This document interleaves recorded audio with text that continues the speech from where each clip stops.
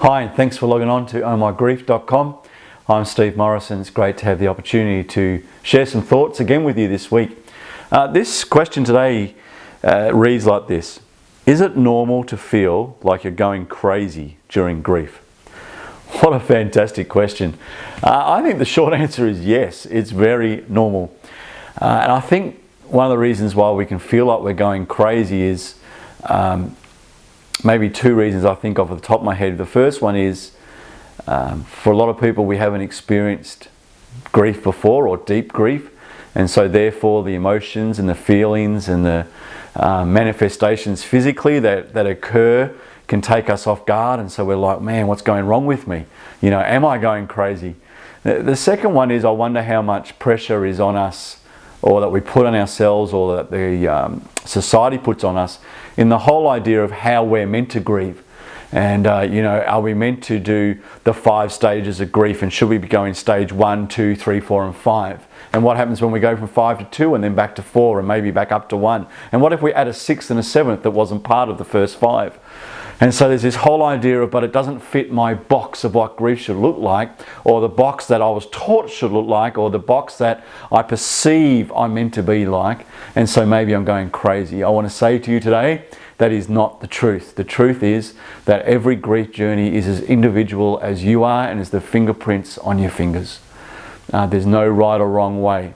I've said before in an earlier video that one of the things that I will continually say to you is, in the midst of your grief, even though you're feeling crazy, even though you can't work it all out, I want to ask you, plead with you, to do the best you can to not add another layer and another layer of things upon your life that are not necessary. And I use the simple example of, you know, it may be that you're going to have a wine at night just because you want to and you enjoy it, and that's fine, that's great. But if that becomes 3, 4 and 5 and an escape, and all of a sudden you're a few months down the track and really, to be honest, you become an alcoholic, then all of a sudden you're not just dealing with grief, you're not just dealing with loss, you're not just dealing with bereavement, you're not just dealing with all of the things that come with the loss that's occurred in your life, but now you're dealing with the issues of alcoholism. And you can put that across anything, any addictive behavior or criminal behavior or illegal behavior, where you just, you know what, if you are not in your state that you're in now as you journey grief, you just wouldn't go there. And I want to encourage you that in the midst of this craziness that we call grief, please don't make decisions that's just going to lead you down a track that's not going to end up in a good place. So I want to just sort of a bit of a, hey, let me jump on my soapbox just for a minute. Please be careful with the decisions you make, even though you're in this place of what seems so crazy.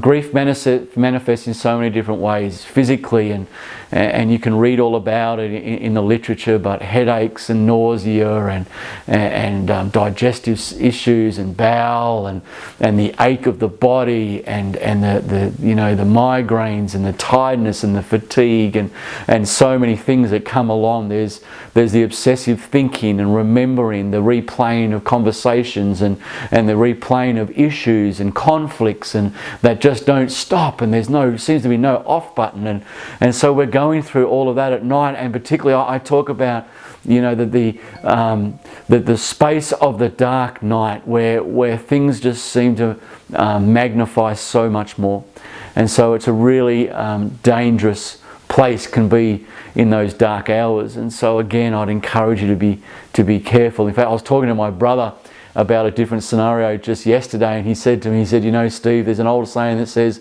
nothing good happens after 2 a.m. And we were talking about just a party situation that had gone wrong, and I thought, gee, you could put that to a lot of stuff.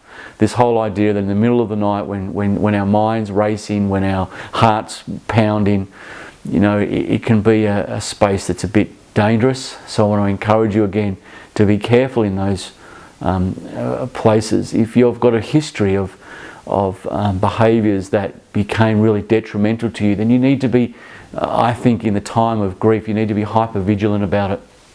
And just be aware that that's a chink in your armour that doesn't just go away. In fact, in some ways, when we are in loss and grief and the craziness that we're talking about, Sometimes they're the easy default for us to go to, and yet we know the path will lead to destruction. So again, I encourage you not to go that way. How do we avoid it? Well, I think we make strong decisions. We get people around us to support us in those decisions. We posture ourselves in places that will avoid ending up in the wrong spot, because the fact is, the feeling of craziness is a very real part of the grief journey. So yeah, if you're feeling crazy, well, it's probably spot on. It's probably healthy, actually. The issue is in the middle of that feeling, in the middle of that journey, make great decisions. And the decision might be, and often is, to do nothing, to sit quietly, to remain silent. Don't make major decisions. In the middle of that acute grief, and the acute grief could be months or years down the track, I just encourage you, the major decisions you need to avoid to the best of your ability. Anyway, if you're feeling that way, I just want you to know you're normal. If you feel stuck and you haven't been able to get out of it, then I encourage you to get help. Look forward to talking to you next week.